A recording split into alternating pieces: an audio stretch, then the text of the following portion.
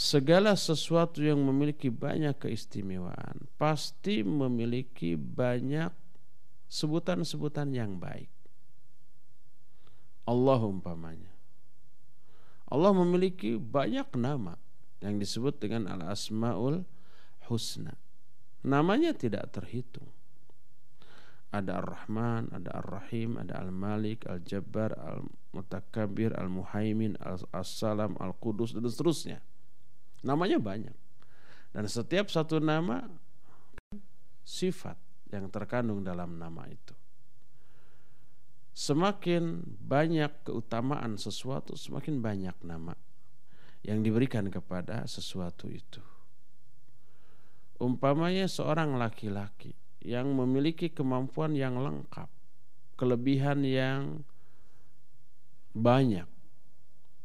Dia banyak diberikan sebutan-sebutan yang luar biasa. Disebut si ganteng, si pinter, si cerdas, si lucu, si gagah, si kasep. Disebutnya juga dengan sebutan yang terlalu berlebih-lebihan, umpamanya si luar biasa. Karena keberaniannya disebut singa, karena kekuatannya disebut si besi umpamanya. Banyak sebutan yang ditunjukkan kepada dia.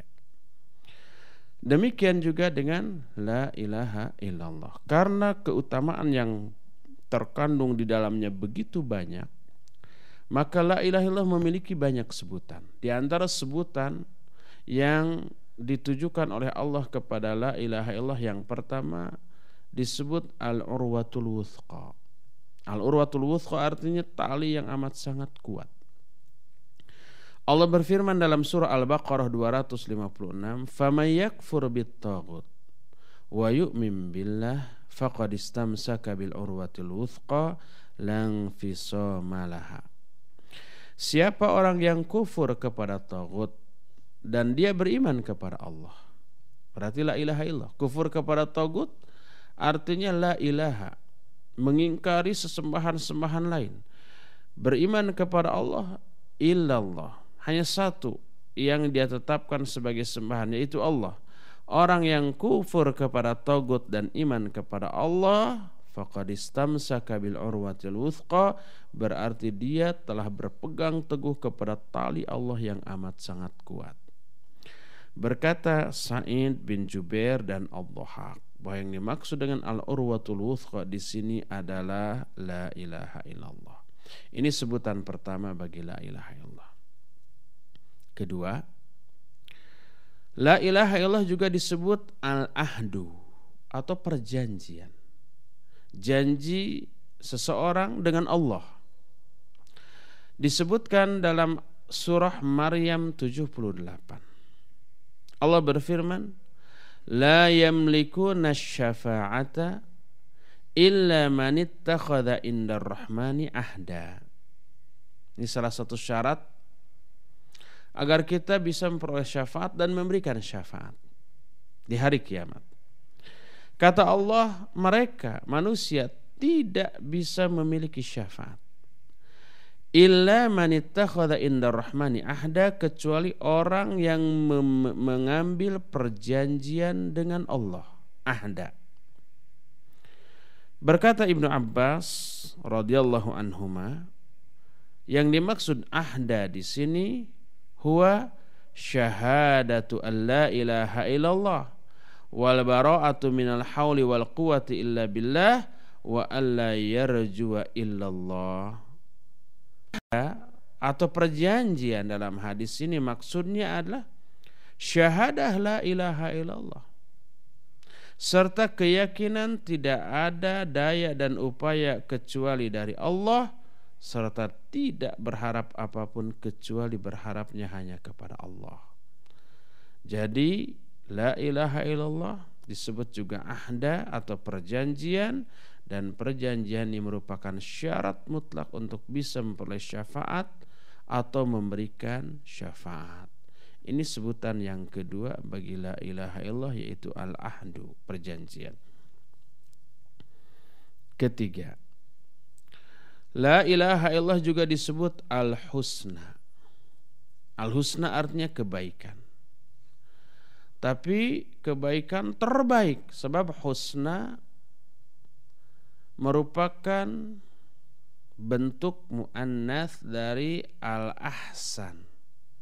Al-ahsan itu terbaik. Kalau hasan baik. Terbaik ahsan. Kabir besar. Terbesar akbar. Jamil indah. Terindah ajmal. Ini disebut isim tafdil. Nah, ahsan bentuk muannasnya husna. Dan husna maknanya terbaik. Kebaikan yang terbaik. Dan la ilaha illallah disebut al-husna dalam Al-Quran. Surah Al-Lail ayat 5 sampai ayat 7 menyatakan fa'amma man a'ta wattaqa wa saddaqa bil husna fasanuyassiruhu lil yusra. Adapun orang yang suka memberi dan bertakwa, wa saddaqa bil husna, dia pun membenarkan kepada al-husna. Fasanuyassiruhu lil yusra, maka kami akan tunjukkan kepada dia jalan-jalan yang mudah. Berkata Abu Abdurrahman As-Sulami Ad-Dhahhak dari Atiyah dari Ibnu Abbas. Ibnu Abbas menyatakan al-husna di sini maksudnya la ilaha illallah. Sehingga ayat ini maknanya siapa orang yang suka memberi dan bertakwa dan membenarkan la ilaha illallah, kami akan tunjukkan kepada orang itu jalan kemudahan. Inilah sebutan ketiga bagi la ilaha illallah, yaitu al-husna. Keempat, la ilaha illallah juga disebut dengan sebutan kalimatul haq, kalimat yang benar. Ini dinyatakan oleh Allah dalam Al-Quran surah Az-Zukhruf ayat 86. Kata Allah, illa man syahida bil haq wa hum ya'lamun. Kata Allah, mereka itu akan celaka.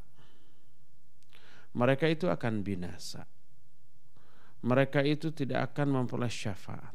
Illa man syahida bil haq, kecuali orang yang menyaksikan al-haq, kebenaran. Ya'lamun, dan mereka mengetahui isi al-haq tersebut. Berkata Imam Al-Baghawi, yang dimaksud al-haq di sini adalah kalimatut tauhid la ilaha illallah. Sehingga dikatakan mereka tidak akan memperoleh syafaat kecuali orang yang menyaksikan al-haq, maknanya menyaksikan la ilaha illallah, bersyahadat la ilaha illallah wa hum ya'lamun, dan mereka mengetahui isi kandungan la ilaha illallah. Ini sebutan yang keempat bagi kalimatut tauhid la ilaha illallah. Kelima, la ilaha illallah juga disebut dengan sebutan kalimah thayyibah, kalimat yang baik, dan diumpamakan seperti pohon yang amat sangat kokoh dan besar. Saking besarnya, akarnya menancap di bumi, di tanah, tapi pucuknya sampai ke langit. Dan inilah perumpamaan yang hebat dari la ilaha illallah. Surah Ibrahim ayat 24 menjelaskan, daraballahu mathalan kalimatan thayyibah kasyajaratin thayyibah asluha thabitun wa far'uha fis sama. Kata Allah, Allah memberikan perumpamaan tentang kalimah thayyibah. Kata Ibnu Abbas, kalimah thayyibah yang dimaksud di sini adalah la ilaha illallah. Kalimah thayyibah ini seperti pohon yang baik. Akarnya menancap di tanah sedangkan dahannya sampai ke langit.